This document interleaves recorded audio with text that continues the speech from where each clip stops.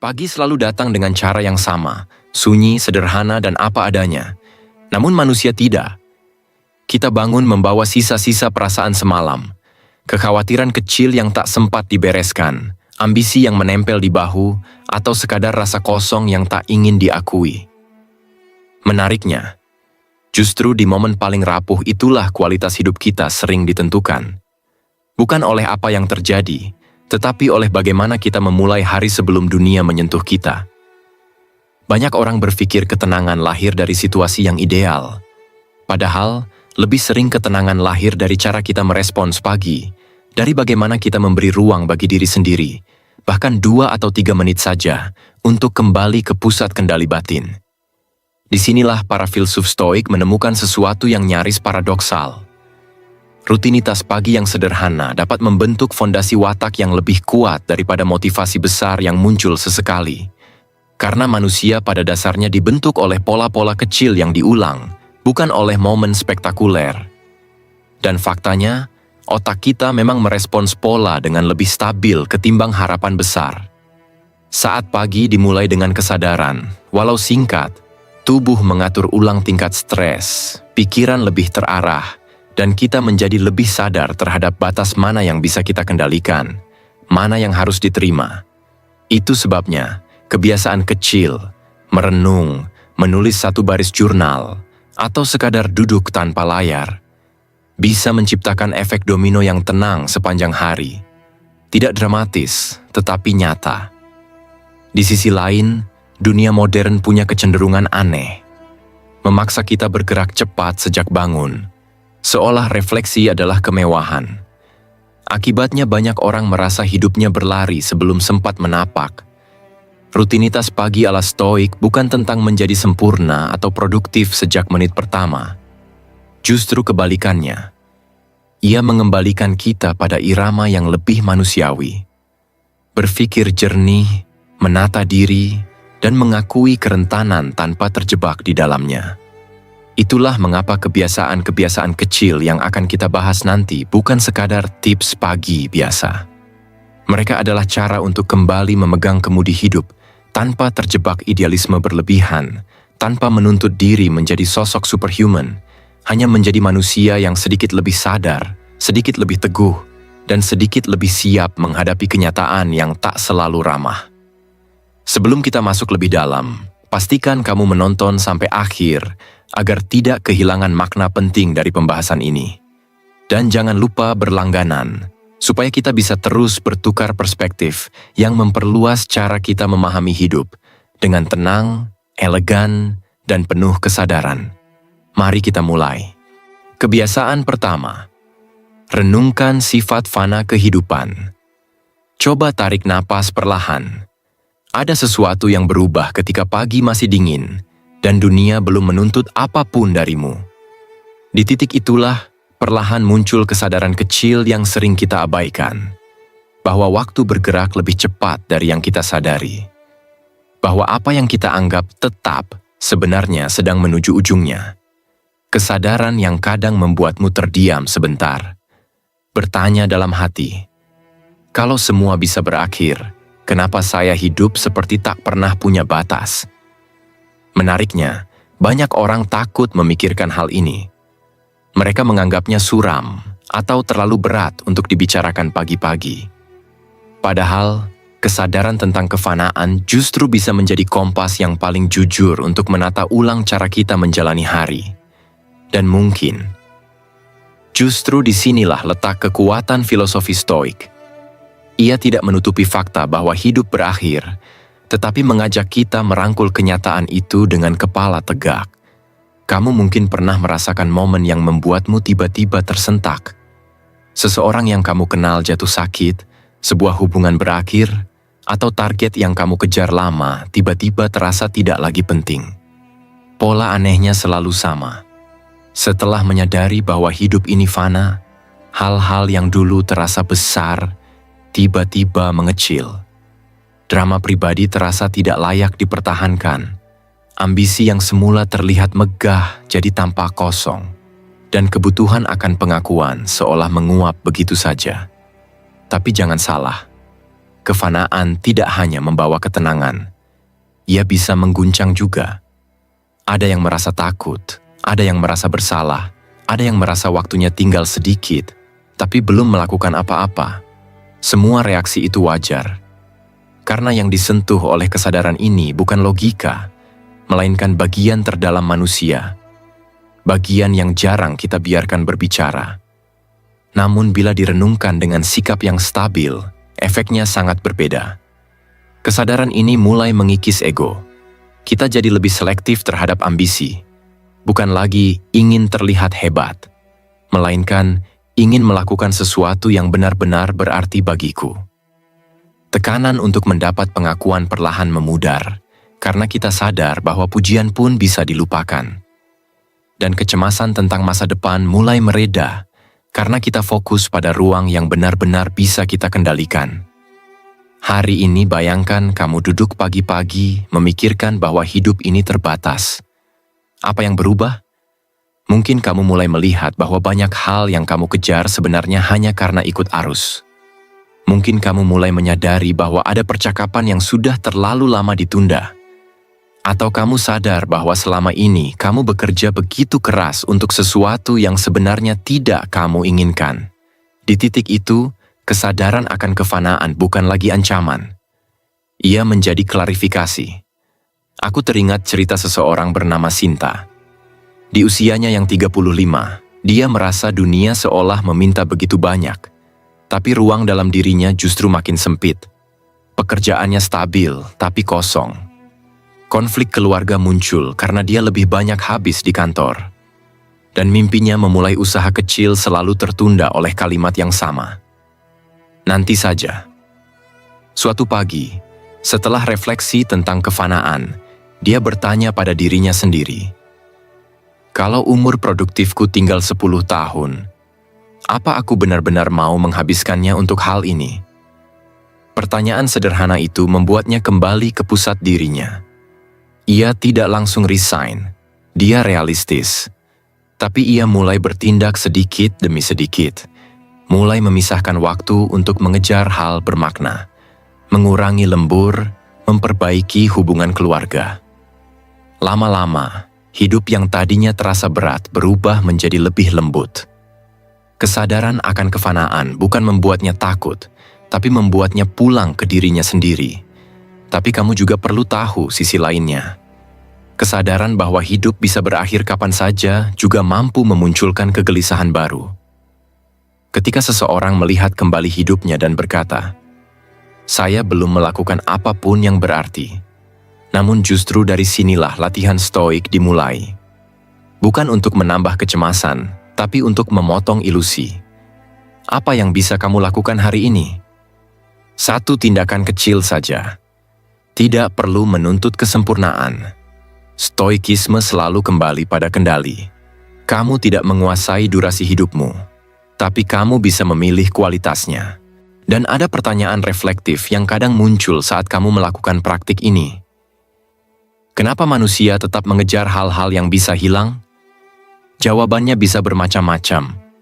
Mulai dari naluri untuk bertahan hidup, hingga kebutuhan untuk meninggalkan makna setelah kita tidak ada. Bahkan penelitian psikologi menunjukkan bahwa kesadaran akan kematian bisa membuat manusia ingin menciptakan sesuatu yang lebih besar dari dirinya. Entah karya, keluarga, atau kebijaksanaan.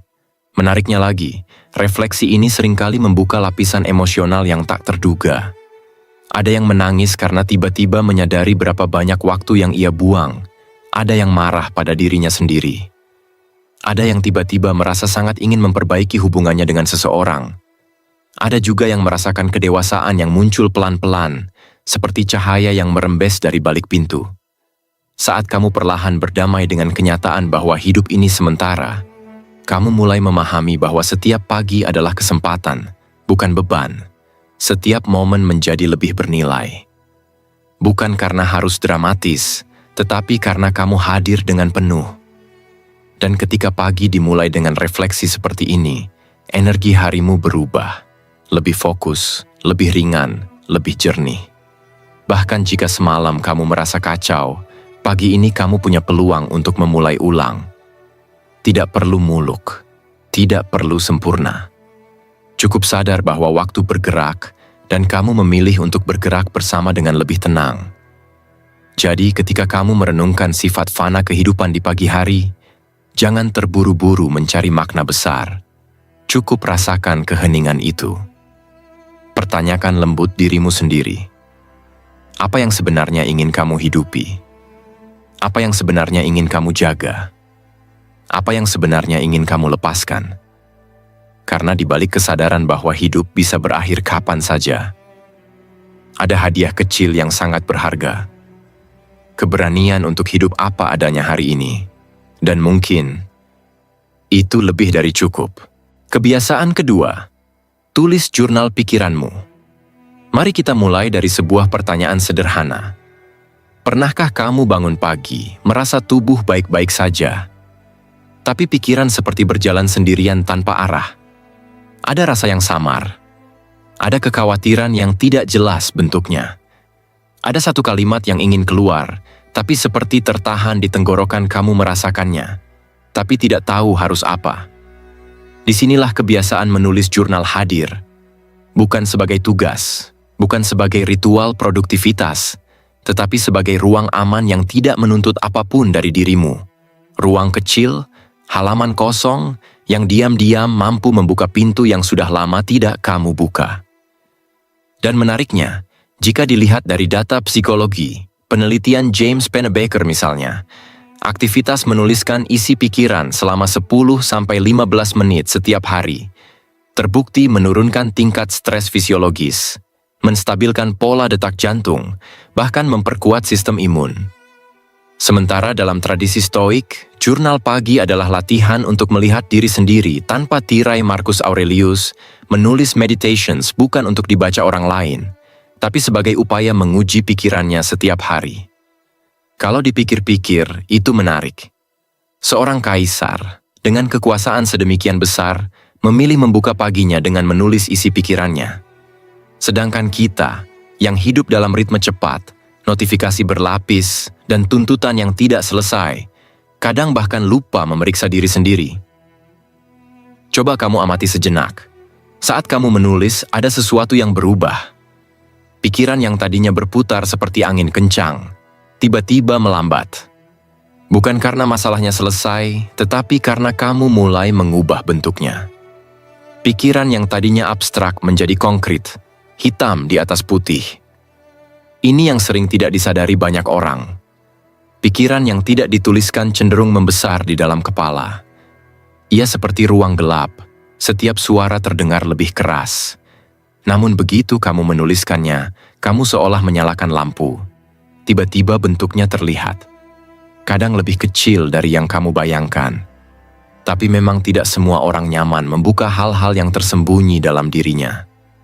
Ada yang takut jika tulisan itu membuka sisi gelap yang ia sembunyikan. Ada yang khawatir jurnalnya justru memperparah luka lama. Ada yang merasa, saya sibuk, saya tidak punya waktu menulis hal-hal seperti itu. Itu wajar. Bahkan Marcus Aurelius pun sering menulis kalimat seperti, kendalikan pikiranmu, karena ia lebih liar daripada yang kamu kira.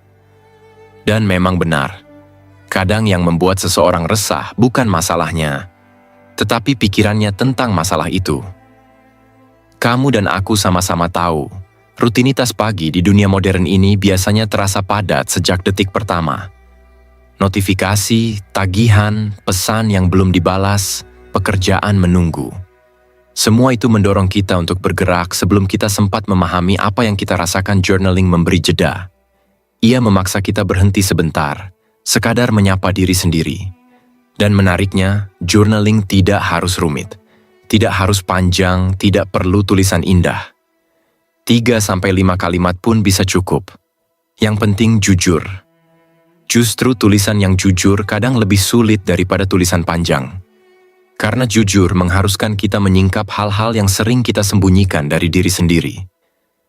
Seperti seseorang yang menulis, setiap pagi saya gelisah, tapi saya tidak tahu kenapa. Lalu 3 hari kemudian muncul kalimat lain.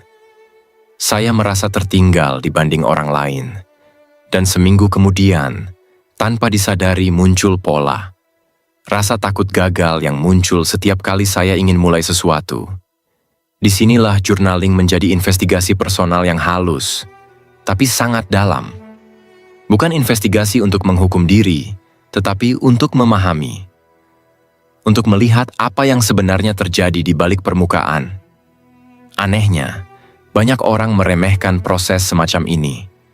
Mereka menganggap menulis jurnal itu aktivitas ringan, tak penting, atau terlalu sederhana. Padahal jika kita melihat fenomena sosial hari ini, lonjakan tingkat stres, kecemasan, burnout, bahkan perasaan terputus dari diri sendiri, justru berasal dari fakta bahwa manusia jarang memproses apa yang terjadi di dalam dirinya. Data global menunjukkan peningkatan kasus stres kerja hingga 20–30% dalam 5 tahun terakhir. Lonjakan ini sebagian besar dipicu oleh beban mental, bukan hanya beban kerja, dan journaling dalam banyak penelitian merupakan salah satu cara paling efektif untuk mengurai beban itu. Tapi kamu tahu apa yang lebih menarik? Journaling bukan hanya soal meredakan stres, ia membuka pintu menuju pola-pola halus yang selama ini tersembunyi. Pola menunda, pola menghindari keputusan, pola merasa kecil di hadapan pencapaian orang lain, pola ingin tampak kuat di luar, tapi rapuh di dalam pola-pola ini jarang terlihat tanpa ruang yang memaksa kita menghadapinya. Coba bayangkan seseorang bernama Raka. Setiap pagi ia bekerja keras, disiplin, terlihat tegas. Tapi dalam jurnalnya setelah beberapa minggu, kalimat yang muncul berulang adalah, "Saya takut mengecewakan orang." Atau "Saya bekerja keras bukan untuk diri saya, tapi untuk menghindari penilaian orang." Satu kalimat saja sudah bisa mengubah bagaimana seseorang menjalani harinya, karena ia memahami alasan sebenarnya yang selama ini tersembunyi di balik perilaku sehari-hari. Dan kamu mungkin pernah merasakan hal yang sama. Ada hari-hari ketika kamu merasa lelah, bukan karena aktivitas, tetapi karena pikiran yang terus bekerja diam-diam. Jurnal membantu memutus rantai itu. Namun, tentu ada sisi lain. Tidak semua orang cocok dengan journaling yang terlalu emosional. Beberapa orang ketika menulis malah memperbesar masalah. Ini juga fakta realistis. Journaling bisa menyembuhkan, tapi bisa juga membuat seseorang menggali luka terlalu dalam tanpa tahu cara mengelolanya. Karena itu, journaling yang ideal untuk pagi adalah journaling yang ringan tapi jujur. Lebih dekat pada refleksi, bukan curahan emosional tanpa arah. Kalimat-kalimat ringkas yang mengajak kita memahami, bukan terjebak dalam pusaran perasaan. Misalnya, kamu bisa mulai dengan, "Apa pikiran pertama yang muncul begitu saya bangun? Apa hal kecil yang paling mengganggu pikiran saya hari ini? Apa satu tindakan kecil yang ingin saya jaga hari ini?" 3 pertanyaan itu saja sudah cukup untuk membuka pintu ke pemahaman yang lebih dalam. Dan kamu tahu apa yang paling menarik? Ketika kamu membaca ulang jurnalmu setelah seminggu atau sebulan, kamu akan menemukan hal yang tidak terlihat saat menuliskannya. Perkembangan. Bukan perkembangan besar, justru perkembangan halus yang selama ini tidak kamu sadari. Ada pagi ketika kamu lebih sabar. Ada pagi ketika kamu lebih tenang menghadapi kekacauan kecil. Ada pagi ketika kamu lebih jelas menentukan prioritas. Ada pagi ketika kamu tidak lagi merasa diburu dunia. Dan itu bukan kebetulan. Itu adalah efek dari latihan mengenali diri sendiri. Pelan, konsisten, tidak dramatis, tapi nyata. Pada akhirnya, journaling bukan tentang menulis. Ini tentang mengerti. Tentang memberi ruang pada suara kecil di dalam diri yang selama ini kamu abaikan. Tentang memahami alasan di balik rasa cemas, semangat, atau bahkan kekosongan yang kamu rasakan. Pagi adalah waktu terbaik untuk itu. Karena dunia belum berisik dan pikiran belum terburu-buru. Dan mungkin, dari halaman kecil itu, kamu akhirnya menyadari sesuatu yang selama ini tertahan. Bahwa ketenangan bukan datang dari luar, tetapi dari kemampuanmu membaca dirimu sendiri. Jika kamu siap, kita lanjut ke poin berikutnya. Kebiasaan ketiga. Tetapkan niat harian, bukan target. Ada satu pertanyaan yang sering muncul diam-diam di kepala banyak orang, tapi jarang diucapkan. Kenapa setiap pagi saya selalu ingin langsung mengejar sesuatu, tapi jarang bertanya apa yang sebenarnya ingin saya rasakan, atau siapa saya ingin jadi hari itu? Mungkin kamu juga pernah merasakannya. Perasaan seperti dikejar sesuatu, padahal baru saja membuka mata. Seakan hari sudah menuntut hasil, bahkan sebelum kamu sempat bernapas. Menariknya, kecenderungan itu bukan sekadar kebiasaan modern. Ia berasal dari kebutuhan psikologis dan sosial yang cukup dalam. Kita terbiasa hidup di lingkungan yang mengukur segalanya dengan angka, berapa yang kita capai, seberapa cepat kita bergerak, seberapa banyak kita hasilkan. Target membuat kita merasa aman karena ia memberi ilusi kontrol. Namun di sisi lain, tekanan itu perlahan mengikis ketenangan.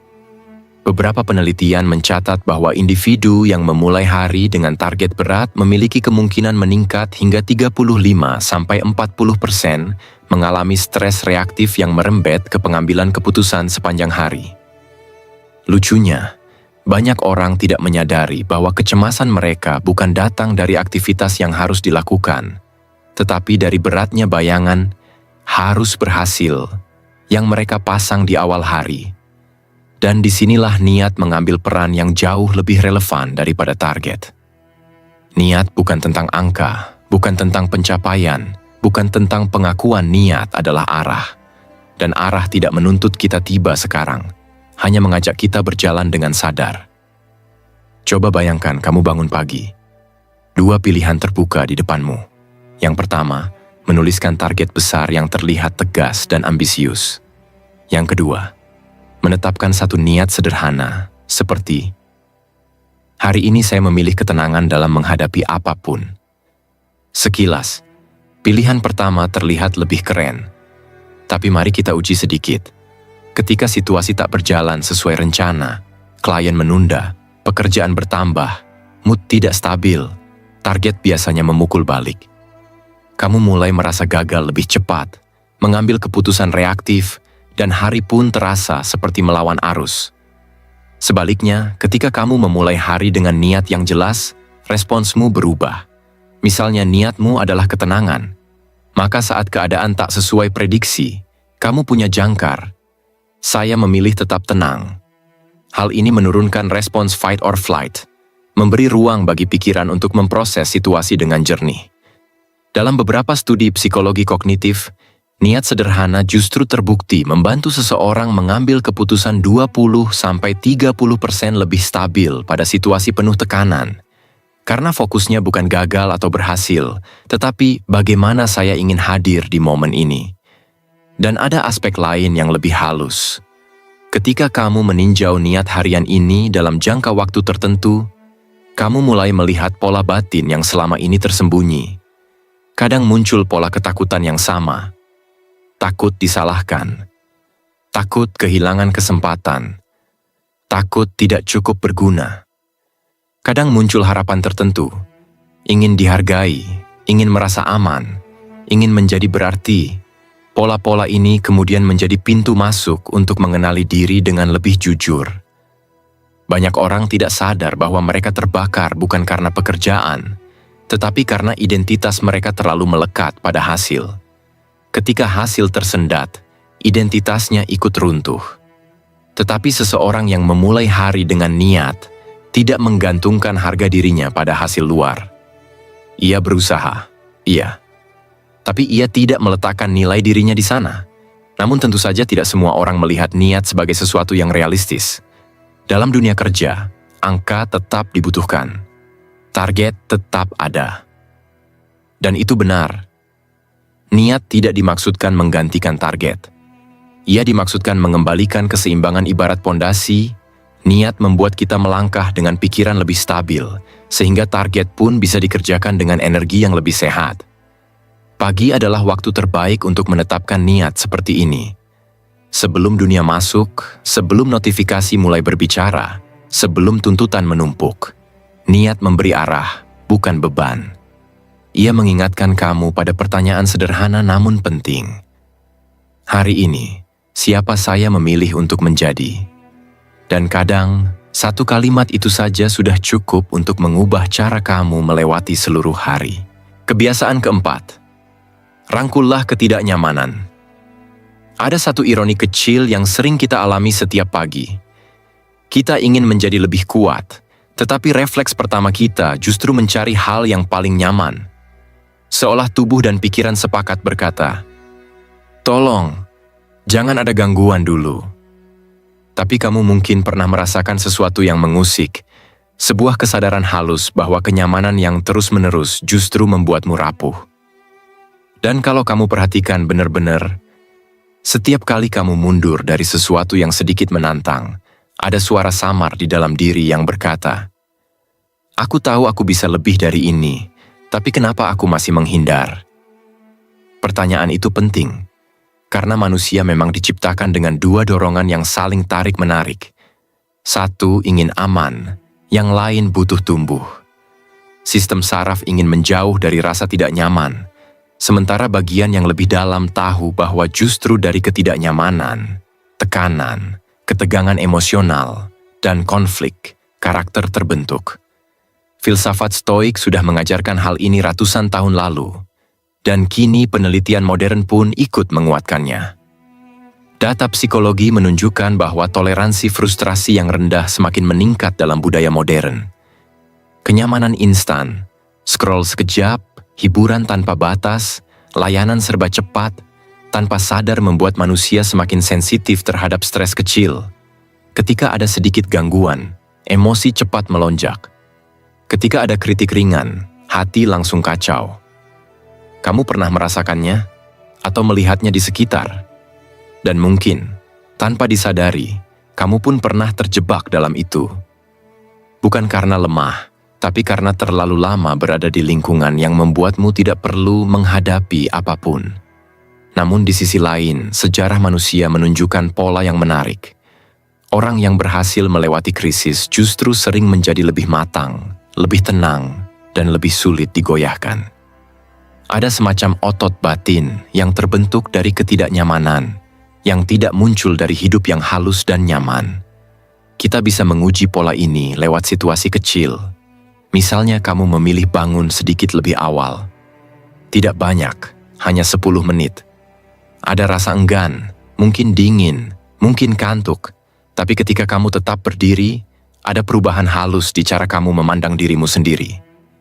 Kamu jadi lebih tegas pada batinmu, bukan sebaliknya. Bayangkan jika setiap pagi kamu melatih hal seperti itu, ketidaknyamanan kecil yang kamu pilih sendiri. Banyak filsuf Stoik menyebutnya sebagai voluntary discomfort, semacam latihan mental agar ketika hidup memberi ujian yang tidak kamu pilih, kamu sudah punya fondasi berupa ketahanan. Dan penelitian tentang regulasi emosi menemukan korelasi menarik. Orang yang terbiasa menghadapi tekanan kecil cenderung lebih stabil di situasi sulit. Tapi tentu saja, ada sisi lain yang perlu diwaspadai. Ketidaknyamanan bukan untuk disembah. Kadang orang terjebak romantisasi penderitaan, merasa harus keras pada diri sendiri agar terlihat kuat. Itu sama berbahayanya.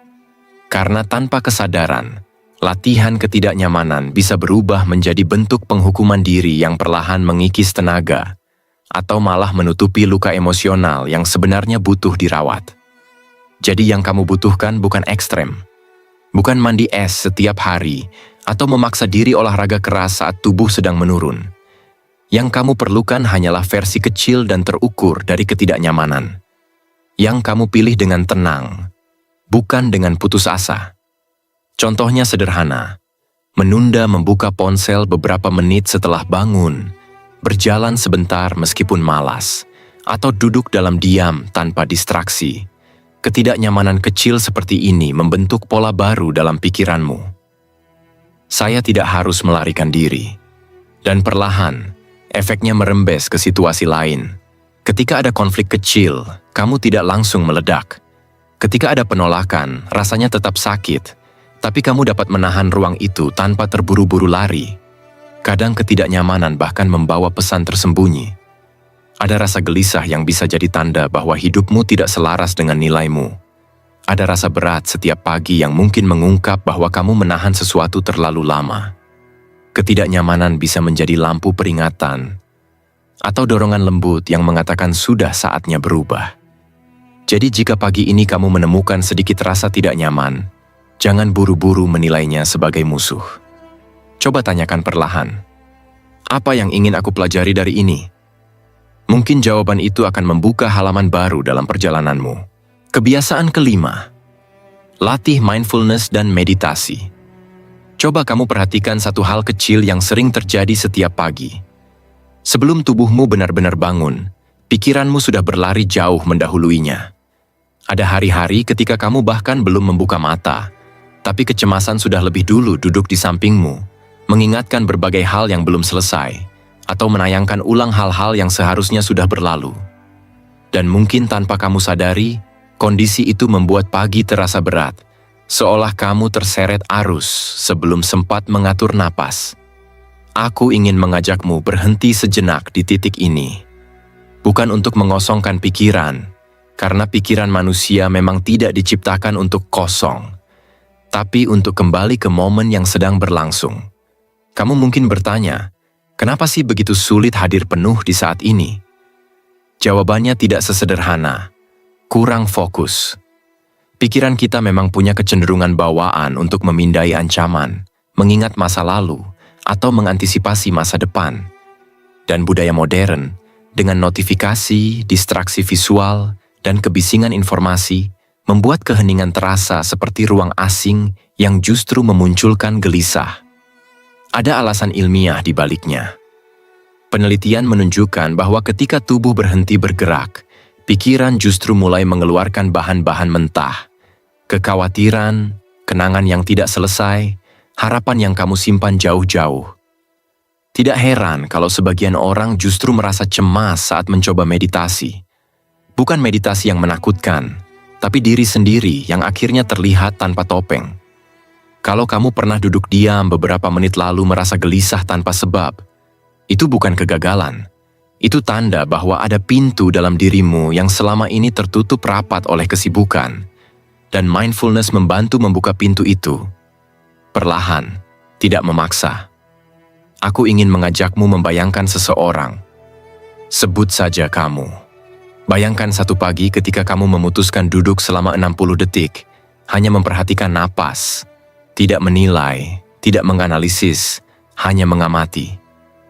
Di 10 detik pertama mungkin pikiranmu berontak, ingin kembali ke ponsel atau ingin buru-buru bergerak.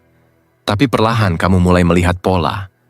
Ada satu kecemasan yang sejak kemarin menempel, ada satu hal yang kamu hindari, ada satu keinginan kecil yang selama ini kamu bisu mindfulness bekerja seperti kaca bening. Ia tidak memberi jawaban, tapi menunjukkan apa yang sebenarnya terjadi di dalammu. Dan menariknya, data neurobiologis mendukung hal ini.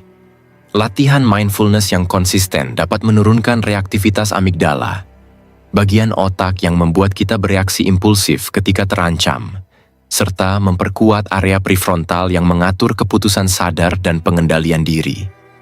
Artinya, semakin kamu melatih kesadaran, semakin kamu memiliki ruang sebelum bereaksi. Ruang kecil yang menentukan apakah kamu marah atau tetap tenang, apakah kamu panik atau tetap jernih. Pertanyaannya, apa latihan yang paling realistis dilakukan setiap pagi? Kamu tidak perlu ritual rumit. 1 menit memerhatikan napas. 1 menit mendengarkan suara sekitar tanpa menilai. 1 menit menyadari pikiran yang lewat dan berkata dalam hati, "Aku melihatmu, tapi aku tidak harus mengikutimu." Sederhana, tapi sangat efektif. Riset menunjukkan bahwa kebiasaan seperti ini, meski hanya beberapa menit, bisa memberi manfaat signifikan dalam regulasi emosi dan kejernihan mental. Tentu saja tidak semua orang cocok langsung dengan meditasi.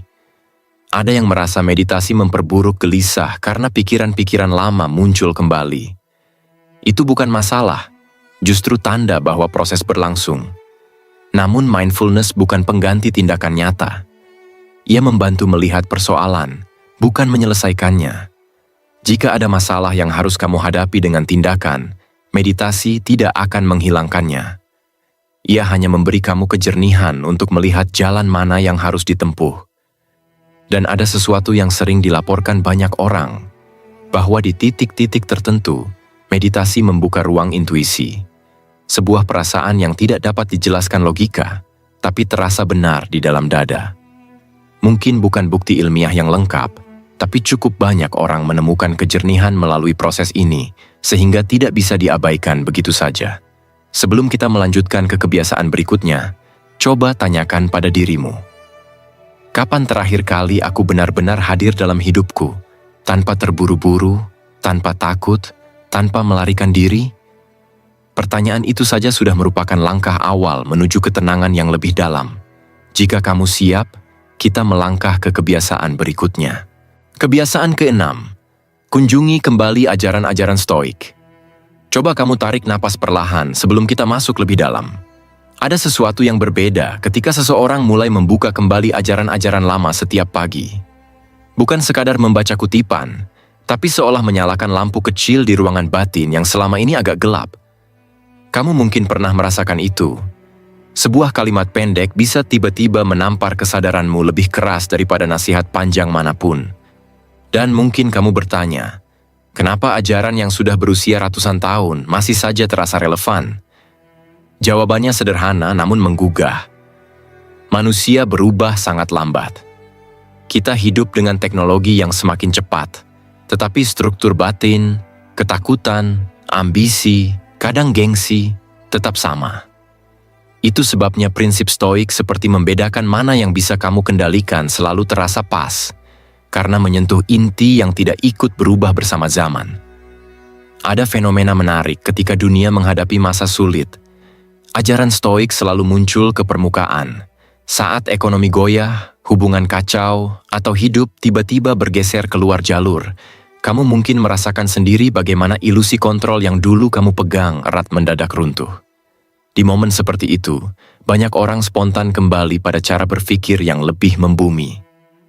Apa yang benar-benar bisa aku urus sekarang? Pertanyaan sederhana itu, kalau kamu biarkan masuk, bisa berubah jadi jangkar yang menahanmu tetap waras. Namun, tidak semua orang langsung cocok dengan Stoik. Ada yang merasa ajaran ini menenangkan, karena akhirnya mereka menemukan bahasa untuk menjelaskan kekacauan emosinya. Tapi ada juga yang merasa terusik. Wajar. Ada bagian dari prinsip Stoik yang seperti cermin tajam, memperlihatkan bahwa beberapa hal yang kamu kejar mungkin tidak sepenting itu, atau bahwa beberapa rasa sakit tidak dapat diperbaiki, hanya diterima. Reaksi ini sangat manusiawi. Setiap orang punya luka berbeda, dan Stoik tanpa basa-basi membawa kamu berhadapan langsung dengan realita. Bayangkan seseorang bernama Alia, mungkin sedikit mirip denganmu. Ia sedang berada di titik paling rendah, kehilangan pekerjaan, hubungan retak, dan merasa dunia mengecil. Saat ia kembali ke ajaran Stoik, sesuatu berubah. Ia mulai memilah mana yang memang di luar kendali, mana yang masih bisa ia pegang. Ia tidak bisa mengubah kehilangan itu, tapi bisa memilih respons. Langkah kecil, mencari bantuan, atau hanya memastikan ia tidak tenggelam oleh pikirannya sendiri. Dalam beberapa minggu, bukan bebannya yang hilang, tetapi cara ia memandang beban itu yang berubah. Dan kadang, itu sudah cukup untuk bertahan. Jika kamu bertanya apa yang paling realistis dilakukan setiap pagi, jawabannya tidak perlu panjang. Satu kalimat tentang kendali diri. Satu niat batin yang ingin kamu bawa sepanjang hari. Satu prinsip Stoik untuk kamu jadikan pijakan. Sesimpel itu. Karena latihan pagi tidak dimaksudkan untuk membuat kamu merasa sempurna, tapi untuk mengingatkan arah. Jika mobil butuh setir, manusia butuh prinsip. Ada tanda-tanda halus yang menunjukkan kamu sebenarnya membutuhkan ajaran Stoik lebih daripada yang kamu sadari. Misalnya kamu mudah terbawa drama yang tidak penting, atau kamu merasa marah hanya karena seseorang menyinggung sedikit harga dirimu, atau mungkin kamu merasa hidupmu seperti berantakan meski dari luar terlihat baik. Jika kamu merasakan hal-hal itu, mungkin sudah waktunya kembali pada sesuatu yang membuat kamu lebih stabil, walau hanya sedikit. Tentu saja, ada pro dan kontra. Stoik bisa membuatmu kuat, tapi kalau salah paham, kamu malah menekan emosi. Ingat, Stoik tidak pernah meminta kamu berhenti merasa. Mereka hanya mengajakmu menciptakan jarak kecil antara emosi dan tindakan. Sekecil detik sebelum kamu bereaksi, namun cukup untuk menyelamatkanmu dari penyesalan. Dan mungkin yang paling menarik adalah ini. Ada kemungkinan besar ajaran Stoik terasa intuitif bagimu, karena ia selaras dengan mekanisme otak dan emosi manusia. Menerima kenyataan mengurangi tekanan sistem limbik. Fokus pada hal yang bisa kamu kendalikan memperkuat area prefrontal yang mengatur keputusan. Tidak heran banyak orang merasa ajaran ini seperti pull home. Mereka merasa kembali pada sesuatu yang sudah ada dalam dirinya sejak lama. Kalau kamu amati bagaimana prinsip Stoik bekerja dalam hidupmu, kamu akan melihat perubahan-perubahan kecil. Drama batin menyusut, keputusan terasa lebih ringan, ketegangan dalam diri tidak lagi menguasai hari, tapi bisa juga muncul konflik baru. Ketika prinsip yang kamu pelajari bertabrakan dengan pola lama yang belum sembuh. Wajar, justru disitulah prosesnya. Dan terkadang, satu kalimat Stoik saja cukup untuk mengguncang ruang batinmu, seperti palu kecil yang memecahkan batu besar. Retakannya mungkin kecil, tapi dari sana, cahaya mulai masuk. Kebiasaan ketujuh, praktikkan amor fati. Kadang, ketika kita bangun pagi dan melihat kembali hidup yang sedang kita jalani, ada rasa halus yang muncul. Sebuah ketegangan antara apa yang kita harapkan dan apa yang kenyataan berikan. Kamu mungkin pernah merasakannya. Seperti ada jarak tipis antara seharusnya hidupku begini dan ternyata hidupku begini. Dari ruang kecil itulah amor fati bekerja. Bukan sebagai konsep yang indah di buku, tapi sebagai cara melihat hidup dengan mata yang lebih jernih. Banyak orang kesulitan mencintai takdir bukan karena mereka lemah, tapi karena batin manusia memang lahir dengan naluri ingin mengontrol. Kita terbiasa ingin memastikan semuanya aman, terprediksi, sesuai rencana. Dan ketika sesuatu berubah tiba-tiba, tubuh memberi sinyal ancaman. Bahkan ketakutan terhadap kehilangan pun sering datang lebih cepat daripada kesadaran bahwa beberapa hal tidak bisa kita pertahankan selamanya. Belum lagi kecenderungan membandingkan diri, seolah selalu ada versi hidup lain yang lebih baik daripada milik kita. Tapi justru karena ketegangan inilah amor fati menjadi latihan yang penting. Ia tidak meminta kita menjadi superhuman. Ia hanya mengajak kita membalik pertanyaan. Dari, mengapa ini terjadi pada saya? Menjadi, bagaimana saya akan bergerak dari sini? Ada pergeseran halus, namun kuat, dari melawan kenyataan menjadi bekerja bersama kenyataan. Coba kamu perhatikan bagaimana budaya membentuk cara pandang kita terhadap penderitaan. Ada lingkungan yang mengajarkan bahwa rasa sakit harus dihindari. Ada yang menanamkan bahwa penderitaan adalah proses pembentukan karakter. Ketika seseorang tumbuh dalam budaya yang alergi terhadap ketidaknyamanan, sedikit saja kesulitan bisa terasa seperti kegagalan besar. Tapi di tempat lain, orang dibiasakan berdamai dengan fakta bahwa hidup tidak selalu lembut. Dalam Stoik, penderitaan bukan musuh, tetapi bagian dari kurikulum kehidupan, sesuatu yang bisa diarahkan menjadi kekuatan. Namun reaksi manusia terhadap kenyataan pahit tidak sesederhana menerima atau menolak. Ada yang melawan tanpa henti, ada yang melarikan diri, ada yang membeku. Kita semua pernah berada di salah satu fase itu. Amor fati menawarkan ruang ketiga, menerima, namun tetap memilih tindakan. Dalam studi psikologi modern, pola ini jauh lebih adaptif dibanding melawan kenyataan tanpa hasil atau tenggelam dalam rasa tak berdaya. Bayangkan seseorang bernama Rian Ia membangun sesuatu bertahun-tahun, lalu kehilangan hampir semuanya. Pada awalnya, ia marah, bingung, bahkan ingin menyalahkan hidup. Tapi suatu pagi, ketika ia menuliskan satu kalimat sederhana, "Saya memilih mencintai takdir saya hari ini," sesuatu berubah. Bukan situasinya, tetapi cara ia melihat situasinya. Ia mulai bertanya, Apa pelajaran dari ini? Apa satu langkah kecil yang bisa saya lakukan? Dan di titik itulah ketenangan kecil muncul, seperti cahaya samar yang menandai arah pulang. Ia tidak menjadi lebih kecil dari kegagalannya. Ia justru tumbuh melampauinya. Kalau kamu ingin mulai mempraktikkan Amor Fati di pagi hari, tidak perlu ritual rumit. Kamu bisa mulai dari satu refleksi sederhana. Apa hal yang terjadi di luar kendali saya hari ini? Lalu lanjutkan dengan, respons apa yang paling tepat? Kamu juga bisa mengamati emosi yang muncul, tanpa buru-buru melebeli atau lari darinya. Terkadang cukup dengan berhenti sejenak sebelum mengambil keputusan, memberi ruang bagi kesadaran untuk menyusul. Seiring waktu, kamu akan mengenali tanda-tandanya.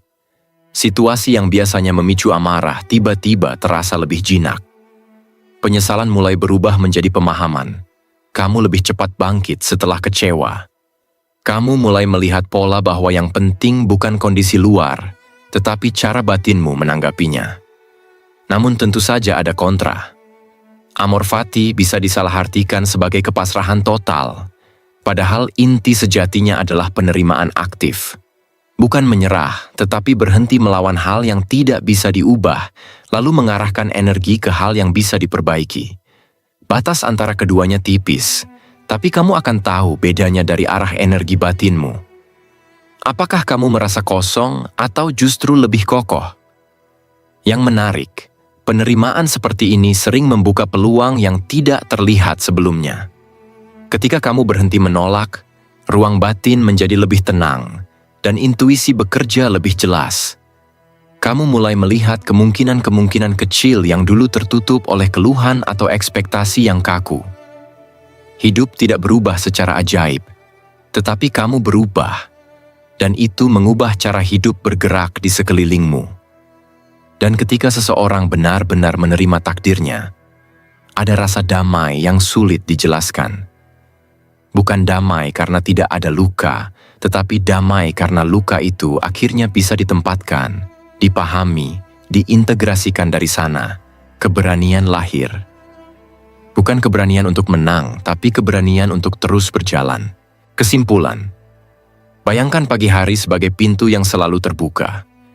Kamu berdiri di ambangnya, membawa sedikit sisa emosi dari hari kemarin, sedikit harapan untuk hari ini, dan sedikit ketidakpastian yang tidak mungkin kamu hilangkan. Dan dari titik itu, seluruh rutinitas pagi stoik sebenarnya memberi satu pesan inti. Kamu tidak perlu mengontrol hidup sepenuhnya. Cukup kendalikan dirimu, sisanya biarkan berjalan sebagaimana mestinya. Kalau kamu perhatikan, perjalanan dari kebiasaan pertama sampai ke-7 menciptakan pola yang pelan-pelan menyatukan dua sisi diri manusia. Sisi yang ingin mengatur semuanya, dan sisi yang akhirnya sadar bahwa hidup bergerak dengan caranya sendiri. Ketegangan antara dua kutub itu tidak hilang, tapi berubah menjadi ruang untuk bertumbuh. Dari refleksi pagi, dari catatan jurnal yang jujur, dari niat kecil yang kamu tetapkan, kamu sedang membentuk karakter yang tidak hanya kuat ketika keadaan mendukung, tapi tetap tenang ketika keadaan berubah arah. Dan bukankah menarik bahwa dalam banyak budaya, pagi selalu dijadikan simbol awal? Bukan hanya tradisi, tapi cara manusia melindungi diri dari dunia yang tidak pasti. Pola kecil yang diulang setiap pagi ternyata memberi manusia ruang untuk merasa, saya punya pijakan. Rutinitas pagi stoik berada di garis keturunan yang sama, mengarahkan kita menata batin sebelum hari menantang dari segala sisi. Kalau kita melihat lebih dalam, banyak perubahan terjadi di wilayah yang jarang kita sentuh. Bagian batin yang biasanya waspada, gelisah, atau menyimpan rasa takut lama, mulai mendapat ruang aman untuk bernapas. 1-2 menit hening, jurnal sederhana, atau sekadar kalimat niat, bisa memberi pesan kepada tubuh. Hari ini tidak harus menakutkan. Ini bukan teori. Berbagai penelitian neurologi menunjukkan bahwa tindakan kecil yang berulang dapat menurunkan respons stres dan membuat bagian otak yang mengatur emosi bekerja lebih stabil. Tidak dramatis, tapi nyata. Namun, ada sisi lain yang perlu dipahami. Kadang seseorang sudah melakukan semua rutinitas itu tetapi tetap merasa berat. Ini bukan kegagalan. Ini sinyal bahwa mungkin ada bagian batin yang belum disentuh. Luka lama yang belum diproses, keyakinan negatif yang bertahun-tahun tersimpan, atau cara memandang diri sendiri yang masih mengakar. Rutinitas pagi membantu, tapi ia tidak menggantikan proses mendalam yang kadang memang harus dihadapi. Justru rutinitas pagi sering menjadi pintu pertama untuk melihat apa yang selama ini kamu hindari. Kalau kamu ingin memulai dengan sederhana, langkahnya tidak harus rumit. Sebuah kalimat kecil seperti, "Hari ini saya memilih untuk hadir," bisa cukup. Beberapa tarikan napas yang panjang, pengakuan kecil bahwa kamu tidak tahu apa yang akan terjadi. Kadang itu saja yang dibutuhkan untuk memulai hari dengan stabil. Yang penting bukan lamanya kegiatan, tapi niat yang kamu bawa. Konsistensi kecil mengalahkan upaya besar yang hanya bertahan sehari. Seiring waktu, kamu akan mulai merasakan sesuatu berubah. Kamu tidak lagi langsung bereaksi ketika hal tidak sesuai. Ada jeda, ada kejernihan. Kamu mulai melihat batas antara hal yang kamu kendalikan dan hal yang harus kamu lepaskan. Keluhan yang dulu otomatis keluar, kini mulai mereda.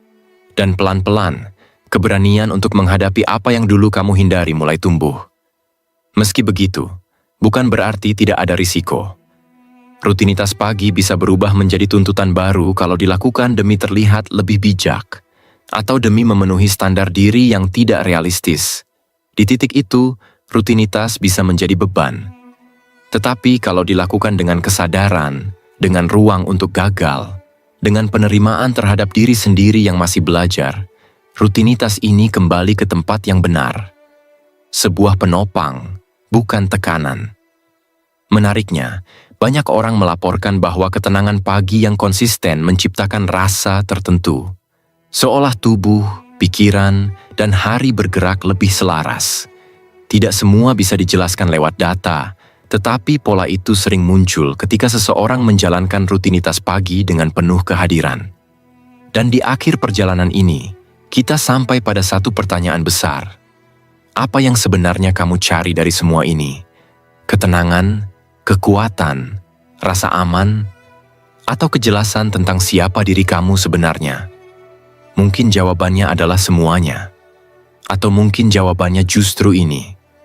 Bahwa sebagian besar kekacauan yang kamu rasakan ternyata bersumber dari dalam diri, dan rutinitas pagi stoik hanyalah cara lembut untuk menyadarkanmu. Jika kamu sudah sampai di titik ini, kamu sudah melangkah jauh. Maka, mari kita tutup dengan tenang. Rutinitas ini bukan tentang menjadi lebih sempurna, tetapi menjadi lebih sadar, lebih hadir, dan lebih kuat dari dalam. Siap melanjutkan perjalananmu besok pagi?